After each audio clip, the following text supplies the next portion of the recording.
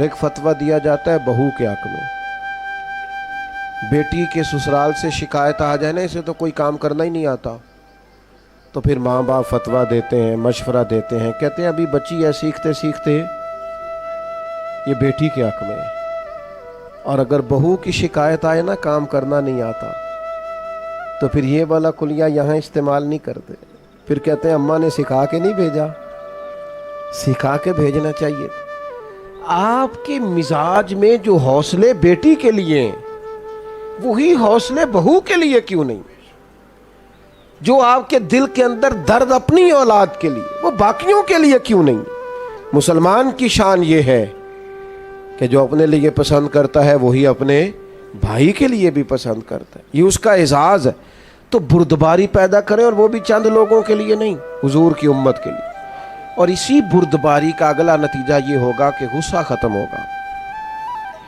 میں آپ سے عرض کروں، اگر علماء سے لوگ 100 مسئلہ پوچھتے ہیں نا روز، تو ہو سکتا ہے 95 طلاق کے مسئلے ہوں۔ اتنی بڑی ریشو ہو گئی ہے طلاق کی۔ وجہ کیا ہے؟ بردباری نہیں، غصہ ہے، اور شدید غصہ ہے۔ غصہ اچھا ہے، غصہ بری چیز نہیں، لیکن غصہ آنا چاہیے جب اللہ کی حدیں توڑی جائیں، شریعت کی مخالفت۔ یہ تو غصہ محمود ہے، لیکن ہمیں غصہ آتا ہے جب کوئی ہماری ذاتی مخالفت کرتا ہے۔ حدود اللہ کے معاملے میں ہم غصہ نہیں کرتے۔ عزیز دوستو، یاد رکھنا، غصہ، اللہ کے حبیب علیہ الصلوۃ والسلام نے فرمایا میں اسے پہلوان جانتا ہوں جو غصے کے وقت اپنے آپ پر کنٹرول کر لے۔ اسے حضور نے پہلوان کہا۔ اسے شدید غصہ آیا ہے، اشتعال دلایا گیا، سخت لہجہ ہو سکتا تھا، سب اسے آتا ہے، لیکن رب کی رضا کے لیے کنٹرول کر گیا۔ یہاں تو نہ اساتذہ کو لوگ معافی دیتے ہیں، نہ بزرگوں کو دیتے ہیں، نہ والدین کو دیتے ہیں۔ کیوں جی؟ بعد میں کہتے ہیں مجھے غصہ تھا۔ وہ خدا کے بندے، یہی تو مقام میں جگہ تھی، مقام تھا جہاں امتحان تھا تھوڑا سا۔ تو بردباری، غصے سے دوری۔ اور تیسری بات، اپنی زندگی حکمت کے ساتھ گزاریں۔ دانائی حسن ہے دین کا۔ نبی پاک نے صرف قرآن نہیں سکھایا، وَيُعَلِّمُكُمُ الْكِتَابَ وَالْحِكْمَةَ، حضور نے کتاب بھی سکھائی ہے اور ساتھ حکمت بھی سکھائی۔ اور اللہ کے حبیب علیہ السلام نے فرمایا یہ حکمت اور دانائی یہ مومن کی گمشدہ میراث ہے، جہاں سے ملے وہیں سے لے لو۔ حضرت لقمان نے اپنے بیٹے سے کہا تھا بیٹا میرے جو تجربے ہیں نا میں نے ان کی قیمت چکائی ہے، محنت کی ہے، جد و جہد کے بعد تجربے سیکھیں۔ آپ کی توجہ ہے میری بات پر؟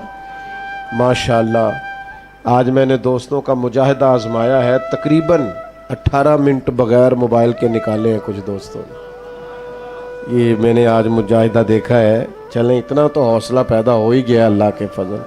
18-17 منٹ تقریباً میرے سامنے کھڑی ہے، اتنی دیر کچھ دوستوں کے موبائل رہے۔ چلیں انشاءاللہ تعالی امید لگ گئی ہے اب کہ یہ 30 بھی ہو ہی جائیں گے کسی دن انشاءاللہ۔ اتنی کو دیر نکلتی ہے ہماری موبائل کے۔ اللہ سلامتی عطا کرے۔ آپ بس بات بھی سمیٹنے لگا ہوں، آپ غور فرمائیے گا۔ حکمت، دانائی، حضرت لقمان فرماتے ہیں ہمارے پاس جو دانائی ہے ہم نے اس کی قیمت چکائی ہے، اور فرماتے ہیں تمہیں کہہ رہے ہیں کہ بغیر قیمت کے دانائی لے لو، تمہیں قیمت نہ چکانی پڑے تم ویسے لے لو دانائی۔ اپنے بزرگوں سے، بڑوں سے، بالخصوص سرکار دو عالم علیہ السلام کے ارشادات سے حکمت سیکھیں۔ حضور دانائی کی بات کرتے اور تدبر کی بات کرتے۔ حضرت سعد بن عبادہ رضی اللہ تعالیٰ عنہ کے پاس نا جھنڈا تھا فتح مکہ کے موقع پر، تو ایک ایسا وقت آ گیا، ماحول ایسا بن گیا کہ ان سے جھنڈا واپس لینا پڑا۔ یہ لفظ بولا جاتا ہے علم بردار۔ تو غزوات کے اندر، جنگوں کے اندر کسی کے ہاتھ میں، جس کے ہاتھ میں جھنڈا ہوتا تھا، جو علم بردار ہوتا تھا، ایک اہم پوسٹ پر ہوتا تھا، آگے آگے چلتا تھا۔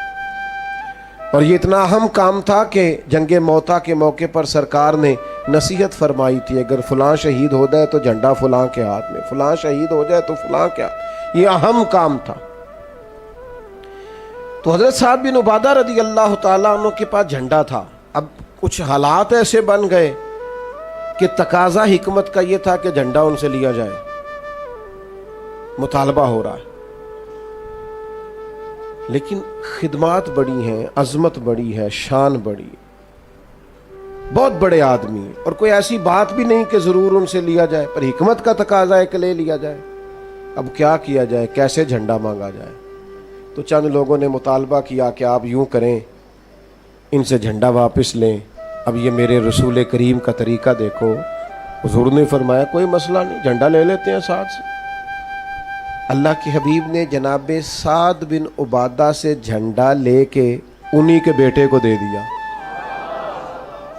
فرمایا آپ کے بیٹے اب جھنڈا لیں گے. دنیا میں اس وقت بندہ زیادہ جوان ہو جاتا ہے جب وہ سمجھتا ہے میرے کام تو میرے پتر نے سنبھال لیے. تو موج بن گئی ہے، اب تو یہ وہ سیٹ پہ آ گیا ہے، کمال ہو گئی، خیر صلی اللہ. اب تو بجائے اس کے کہ حضرت سعد بن عبادہ پریشان ہوتے کہ مجھ سے لے لیا ہے، وہ پہلے سے بھی زیادہ راضی ہو گئے. کیا کمال ہوگی. اب وہ لوگ بھی حضور کی حکمت پر عش کر اٹھے جنہوں نے یہ عرض پیش کی تھی. کہا یا رسول اللہ یہ تو کمال ہو گئی ہے. کیا تدبر ہے، کیا فہم و فراست ہے، کیا دانائی ہے، کیا حکمت ہے. ہم نہ زندگی گزارتے ہیں لیکن دانائیوں کو شامل نہیں کرتے. ایک دوست اپنے بچے کو ایک دفعہ دم کرانے لے آئے بزرگ، تو ان کے سامنے شروع ہو گئے، کہنے لگے یہ تو بڑا بیوقوف ہے، نادان ہے، ضدی ہے، نہ پڑھتا ہے نہ کوئی کام کرتا ہے. تو میں نے ان سے کہا آپ تو بڑے سخت اس کے بارے میں رائے رکھتے ہیں. کہنے لگے باقی بھائی ٹھیک ہے، یہ پتہ نہیں بچہ کس پہ چلا گیا. تو میں نے کہا مہربانی فرمائیے گا آج کے بعد آپ نے اس کے سامنے نہیں کہنا تو ضدی ہے، یہ تو پکا ہو جائے گا بیچارہ. یہ کہے گا میں کو الگ ہوں بہن بھائیوں سے. اپنی اولاد کی تربیت کریں تو غیر محسوس طریقے سے کریں. اس طرح ان کو ٹارگٹ کرنا تمہارا کچھ نہیں ہو سکتا، تم کبھی ٹھیک نہیں ہو سکتے، ساڈا قبیلہ تو نہیں نہ آگے جا سکتا، یہ آپ کیا کر رہے ہیں؟ آپ اس کو پکا کر رہے ہیں کہ ناکام ہو جائے. اولاد ہے، بیٹا ہے، بیٹی ہے، ان کے رویے کو سخت تھوڑی کیا جائے گا. ان کو تو اس طریقے سے سمجھایا جائے گا کہ کام بھی ہو جائے، انہیں پتہ بھی نہ چلے ہمیں سمجھایا جا رہا ہے. اس طریقے سے میرے ابا جی کہا کرتے تھے بالا نو کام دسن تو بہتر ہے کام آپ کرنا شروع کر دیو. وہ خود اٹھ کے آ جائیں کہ تسی بابو میں کرنا. تو نہیں پتر تو تھکے آیا ہے، کڑا کو کام میں کر لینا ہے، تو بیٹھ. تو کہتا نہیں ابا جی آپ کیوں کریں گے، میں کو نہیں تھکیا، تسی بیٹھو میں کردا. آپ دھانائی کے ساتھ چیزوں کو لے کے چلیں. لیکن وہ کسی وقت ہمیں خطاب کرنے کا شوق ہوا ہوتا ہے تو بس وہ بیچارے بیٹے کی کلاس لگ جاتی ہے. وہ پھر بچے شکایت کرتے ہیں، کہتے ہیں ہمارے گھر میں تو بات شروع ہوتی ہے تو کئی ہفتے ختم بھی نہیں ہوتی. وہ ابا جی باہر بھی کسی کا غصہ ہو تو گھیر گھار کے گھر لے آتے. پھر ناراض ہو رہے ہو میرے نال، تھوڑے تھوڑے گھورتے ہیں آپ اور دائیں بائیں دیکھتے ہیں. مسجد میں بیٹھا ہوں کسی بیٹے نے شکایت نہیں لگائی. میں تو اوورال آپ کو بات سمجھا رہا ہوں. خدا رہا یہ ہمارے بچے ہیں، ان پھولوں کو ہم نے سجانا ہے. اگر کوئی جڑی بوٹی ہو گائے نا تو اچھا کسان وہ ہوتا ہے جو دوائی ٹائم پہ لگائے، جو کھاد ٹائم پہ ڈالے، شکوہ نہ کرے، ضد نہ کرے. تو میرے عزیز ایک تو مزاج میں بردباری لائیں، یہ اخلاق کا اعلیٰ نمونہ. غصے سے اپنے آپ کو بچائیں، ہر بات میں غصے ہو جانا کوئی عقل مندی ہے. اور تیسری گزارش آپ کی خدمت میں یہ کی ہے کہ کوشش فرمائیں کہ کوئی کام بھی بغیر دانائی کے نہ ہو. میں بات ختم کرنے لگا ہوں. ایک قول ہے مولا علی شیر خدا کا. آپ نے امام حسن رضی اللہ تعالیٰ عنہ سے فرمایا، اللہ جزاک، آپ نے امام حسن رضی اللہ تعالیٰ عنہ سے فرمایا تھا بیٹا 3 لوگوں سے کبھی مشورہ نہیں کرنا. حضور کس سے؟ فرمایا بیٹا بزدل سے کبھی مشورہ نہیں کرنا. اس لیے کہ جو بندہ بزدل ہے تمہیں کبھی بہادری کا سبق نہیں دے سکتا. اور دوسرا آپ نے ارشاد فرمایا تھا کہ بیٹا بخیل سے کبھی مشورہ نہیں کرنا. بخیل سے کبھی مشورہ، کنجوس ہے نا، فرمایا اس سے کبھی مشورہ نہ کرنا، اس لیے کہ جس کا دل بڑا نہیں نہ ہوتا اس کا دماغ کیسے بڑا ہو سکتا ہے. اور آپ نے فرمایا ایسا حریص سے کبھی مشورہ نہیں کرنا، لالچی بندے سے. اس لیے کہ وہ جب بھی تمہیں رائے دے گا اپنا فائدہ دیکھ کے دے گا، کبھی تمہارے حق میں رائے نہیں دے گا، وہ دیکھے گا کہ حالات کس طرح کے، تو میرے ساتھ کس طرح یہ آدمی